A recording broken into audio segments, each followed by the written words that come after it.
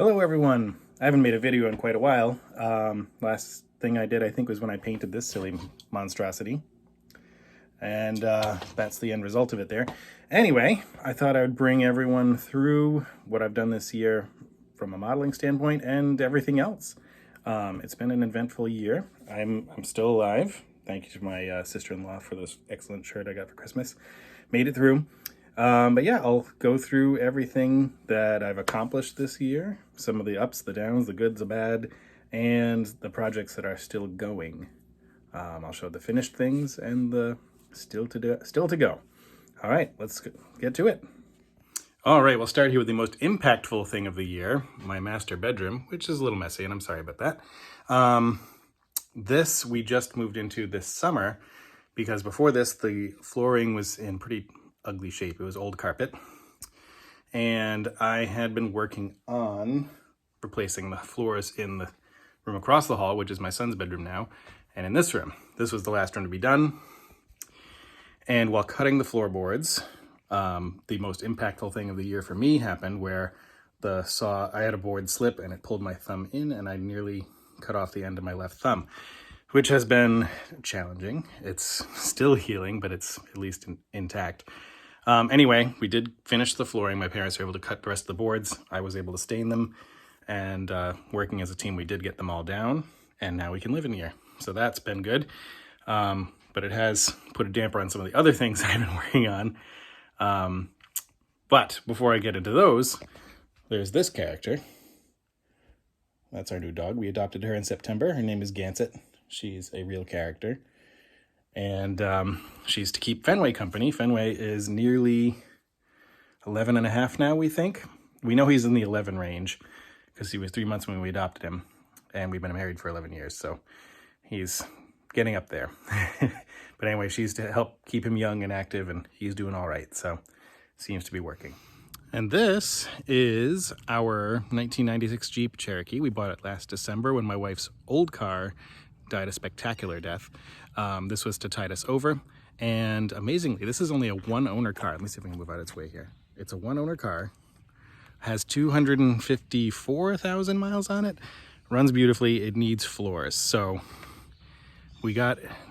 after we used it for about a month or two, just to get us through until we could get her a newer car, which she has now. And then this one is going to get restored and just used for fun bopping around, because that's what Cherokees are great for. Anyway, that's another project sidelined. I was going to work on it over the summer, but once the thumb happened, welding and cutting was not really high on my list of things to do. But I have all the parts for it, so that'll be done at some point in the near future. And on to the next thing.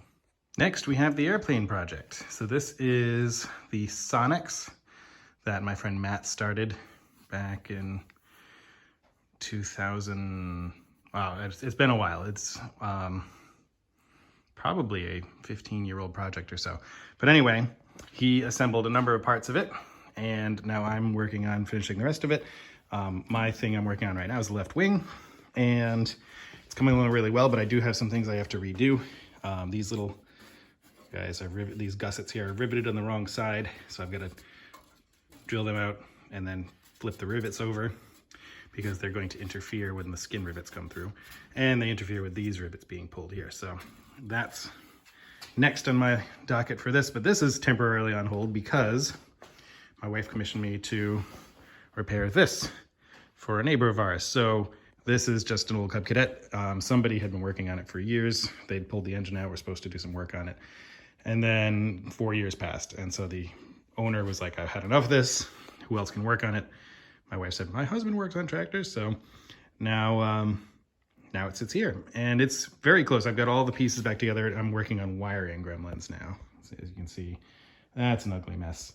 It's not the original engine, so it's going to be a little bit of a trick, because I have a wiring diagram for the engine, and then I have a wiring diagram for the chassis, and eventually we'll make the two of them agree with each other. But everything's back together now, with the exception of the fuel tank, because if I put that in, we wouldn't be able to get to the wires. So after I get all the wiring sorted, we'll put the tank in, we'll make sure it runs, and then it can go home and the owner will be happy. Oh, and then there's the van. Van is fine. There's nothing really wrong with it. I've got to do some clear coat on the roof. I've got to put some headers on it. But that's not, time sensitive. It's all right. I can I can wait. I'd also like to put a new carburetor in it because it has a knack of not running until you've had it running for about probably 10 minutes or so. Then it'll run fine, but it'll run okay on choke for about the first minute, and then it's too warm for choke, but if you knock it off choke, it quits. And I've rebuilt the carburetor on this pretty much every year since I've owned it, so it's time, I think, for a new one. But anyway, that is totally on hold. There's no need to hurry through that. It's in good shape where it is. It's indoors finally, so I don't have to worry about rust getting any worse. So anyway, that's that project. All right, now for the models. So the models have been a wonderful help this year with the healing up process. And it's been very tough because this thumb doesn't have, like from here out, I have no nerve feeling at all from about the knuckle out. And so it's very, I don't have any pinching strength or anything like that. So working with tiny little things like this has been really helpful in getting some of the dexterity back. I want to say some of the feeling, but it doesn't really have any feeling yet. It may come, it may not. We'll see what happens. But this has been a very good way of getting through the tough part. So anyway, let's see what we got done so far this year. Remember when I featured that silly airplane painting? That online group has, we called it Making Bad, and we've done 4 of them now. And the first 2 were build a kit as badly as you possibly can. The third one was to take, you had the option of building a kit as bad as you wanted to, or taking a not so good kit and trying to make it nice. So that's what I did with this one.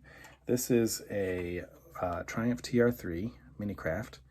And it's not a bad kit, but compared to newer kits, it's kind of coarse, I guess you could say.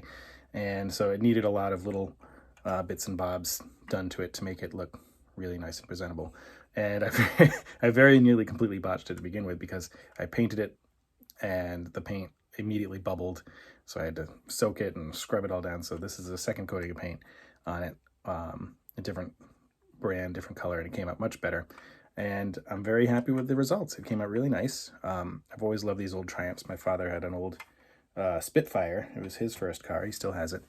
And I couldn't find a kit of a Spitfire. That would be pretty cool to come across. But anyway, that came out really nice. I'm very proud of it.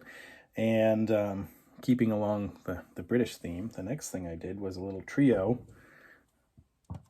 Get them all over here. 3 of them at once. 3 little Mini Coopers in homage to the old Michael Caine Italian Job movie. And this was so much fun building these 3. I built all 3 at the same time. So I have all 3 boxes out on the desk and built all 3 of them. They're so tiny. But the whole time I was building, I had that silly theme song stuck in my head every time I started working on them. What's it called? Get a Bloody Move On is the name of the song. But anyway, it was a blast. They came out really good. I'm really proud of them. Tons of fun.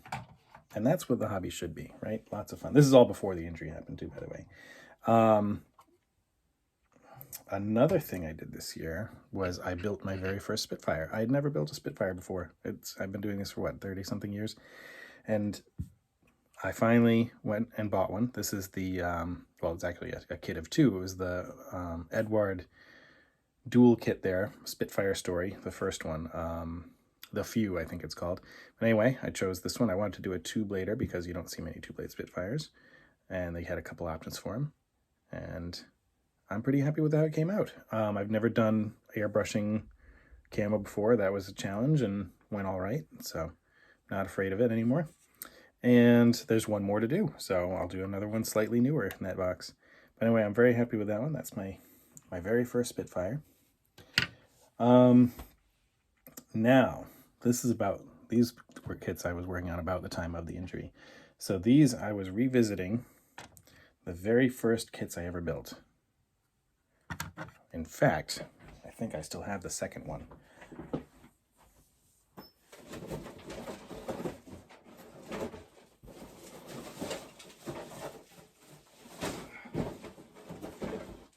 I can't find where I put it. Anyway, as I kick tools and things around the floor out of the way. Anyway, the very first kit I ever built when I was 8 years old was this. It was an AMT Model T Phaeton like this. I had painted it black with red wheels and everything. I'm sure I did terribly because this was not an easy build. I'm surprised it didn't scare me away from building completely. So anyway, I wanted to redo what I had done in the past and give it, some of the, skills I've learned over the years, the marginal improvements. But anyway, I'm very happy with how this one came out. So this is the very first thing I ever built when I was 8 years old. This one I built in April of this year. And I wish I had the original of that one still around, but I'm sure it's been tossed ages ago. I did still have my second kit, and I wish I knew where it was because it was this 1929 Model A, little roadster. Now I had done it in silver with black silver wheels. In the condition it's in now, it looks like it's been run over by cars and everything. It's in really bad shape. But anyway, this one I was very, very happy to tackle because I really liked this kit when I was a kid. I actually built it 3 other times. So I built the silver one, and then I built a green one, and that one's gone. And I built another one that I don't even remember what color that was. I think it was blue. But anyway, I built the kit 3 times before I got this one, and this one I wanted to do it right. So I used a lot of careful skills. I did the pinstriping. None of my other ones have been pinstriped. I kind of matched it to actual paint schemes that cars had at the time, and the proper color at the top and everything. So anyway, I'm very happy with this one. But this one I was building when the injury happened. I was only halfway done. So being able to complete this was really satisfying. I was not sure I was going to be able to do it, but it all worked out, and I didn't break anything in the process, and I'm very pleased with it. All right, then we went big. I had this, I picked it up when it came out. This is an AMT, sorry about the view there, an AMT dump truck. I'm trying to make sure I don't drop it since I can't really feel it. It's huge. It's 1/25. It's an international pay hauler. And I'm very, very pleased with this one. It's just a cool thing to build. It was a challenge. It is relatively functional. Let's see if we can do it here. The top, the bed does tilt. Like so. But again, AMT is not known for their joints, so I don't want to strain it too much. So it does work, but I'm not going to push it any further than that. But that was fun. That was a tough build, just in the size of it. It took up a lot of space in the building process. After that came this silly thing, and as hideous as it is, I'm keeping it on my desk. It's just as a reminder to just not take things too seriously. It's not big. It doesn't take up a lot of space. But I'll leave it out there as like a, if you're having a hard time, relax. Oh, a piece just fell off of it. Yeah, none of this ever needs to be taken too seriously. This is a hobby for fun. And I'm getting hung up. I can look at that, think, oh yeah, it's not that big a deal. Next came one that I've actually had on the go for a while, and I really wanted to finish it, but I was afraid of it. This is a Wingnut Wings kit that I started a couple of years ago. It's an Albatross B2, and it's very fragile. It has a lot of flexing to it, and I wasn't sure if I was going to be able to do rigging lines anymore. I've had a hard time with the decals from Wingnut Wings with every kit I've ever done of theirs. They just don't seem to adhere very well. I don't know if it's the water where I live. I don't know if they don't have enough glue on them or whatever, but they always just seem to want to lift off or crack and be brittle. So this was really a challenge. And when I had started building it, I stopped because of decal problems, because the inside, I don't know if you can see the inside in there. Of course not. It's really well covered up. The inside had decals that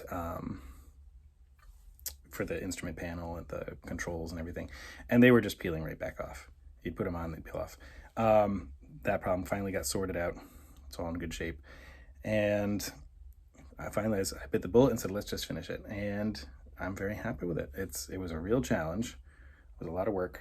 Every time I picked it up, I thought I was going to break it. Just like now, I feel like just shatter it while holding it. You can see how the wings just flex. There's just very little. They try to go for accuracy with wingnut wings, and that sometimes is a bit of a sacrifice when it comes to structural parts, because they build them to look the same size as they would in real life, but that doesn't leave enough strength in what's there to hold the weight of the object. And this is big. I mean, it's a good 14 inches wingspan, I think. So not a tiny little guy. It's hard to fit on the shelf. So anyway, I'm very pleased that it's done and it came out all right. I did have marginal success with the decals there, so that was good.